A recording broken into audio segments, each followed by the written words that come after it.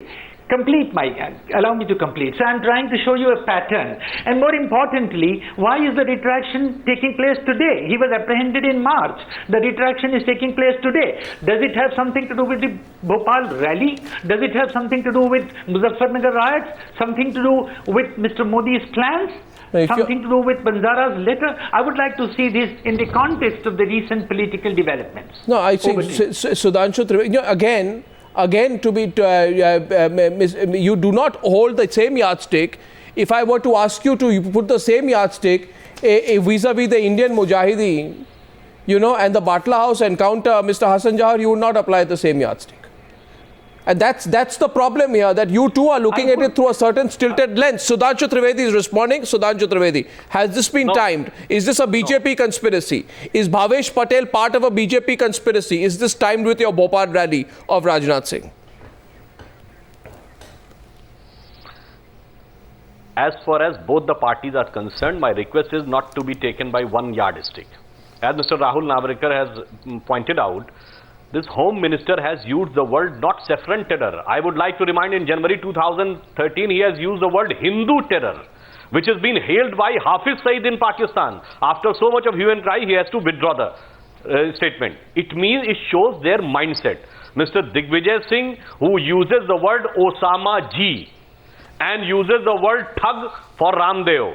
He enjoys in visiting the villages of those who are accused in terror in Azamgarh district of UP, but never found a single time to visit the villages of those soldiers who were beheaded.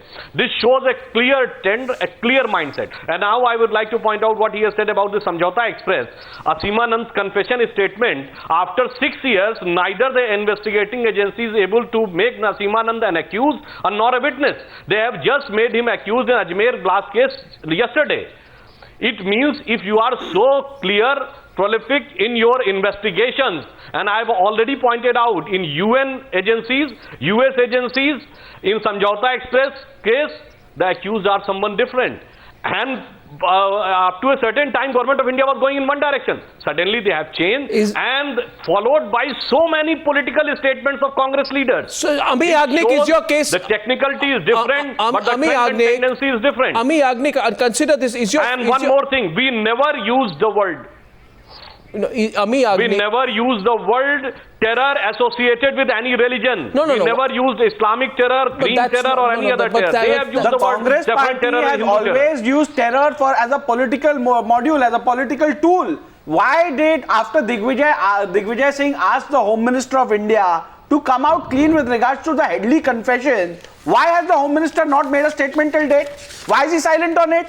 Why? The Congress is only interested in politicizing terrorism. No, the fact of the matter remains that people with links to the RSS are allegedly involved in a number of cases of terror. Why are you defending them? Let me complete. You ask the government to be tough on terror. You claim that terror has no religion. That's what Sudhanshu Trivedi says. Then why don't you openly come out and condemn all the accused in cases where so-called right-wing extremists were involved as well? But why do you call it a conspiracy against you? Protecting them? I don't think anyone from the Bharatiya Janata Party or the Shiv Sena has come out and said that if a particular person involved in a terror activity. What particular? What do you mean particular? Belongs to the Hindu community. He should be spared. Have we ever come and said that? I mean, what kind of bold allegations are these? No, I don't think this makes any sense at all. I'm only talking about being selective here. Earlier this month, Yasin Bhatkal was reported to have told interrogators that Himayat Beg was innocent and not involved in this whole conspiracy of the German bakery blast. Why didn't you come out in his defense? Yes, we did. Why don't you come out in his defense? Who's the one investigating the matter?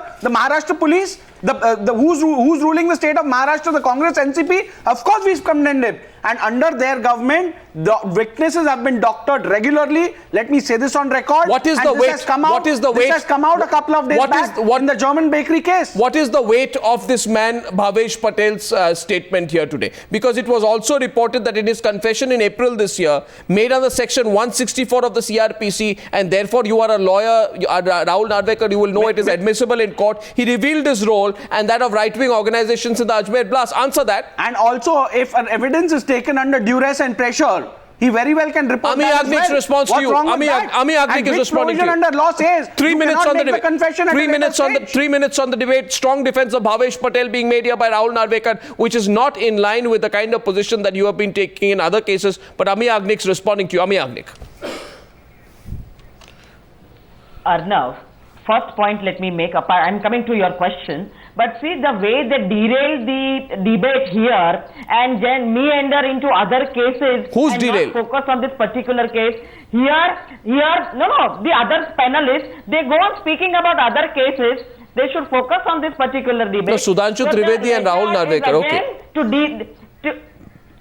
Yes, Arnav. And so here this letter is now again going to derail the justice procedure, and just take the matter on a different level, and the victims will wait for justice endlessly.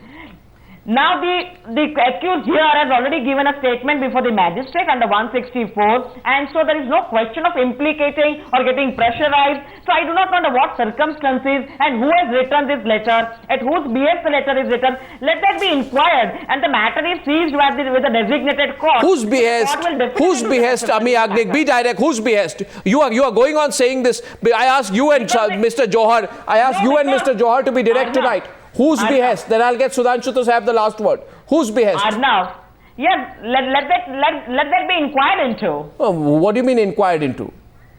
You are just. Because the handwriting is different. The person has put a signature, and the timing. The timing is very crucial in this matter. And naming everybody, all the union ministers. What is so absurd in that? Track record proves that they're capable of doing the same. Do you have an explanation about? Do you have an explanation about coloring terrorism? Hassan what do you have Johar, to say about that? Hassan Johar, show me proof. Can you tell us anything about CBI being wrongly used for witch hunting? Hassan Johar, besides your hunch, show me proof in which you believe that there is a political hand behind Bhavesh Patel's statement today. Show me some proof. Rahul, Arnav, I said we ought to be looking at the context in which the letter has been released. I did not accuse of a direct political connivance. I said the person was apprehended in March. 6 months later, a retraction appears suddenly, coinciding with the Bhopal BJP rally. A. B. I would go beyond that letter. What is the letter talking about?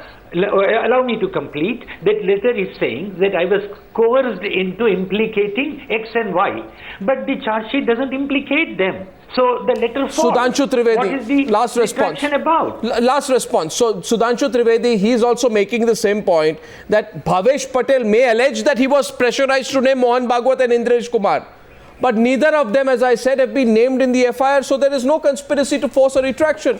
Do you think, Sudhanshu Trivedi, that if the Home Minister of India, Digvijay Singh, and the Minister of State of Home are trying to force a confession, and if it is not eventually named in the FIR, do you think it would not have been named in the FIR?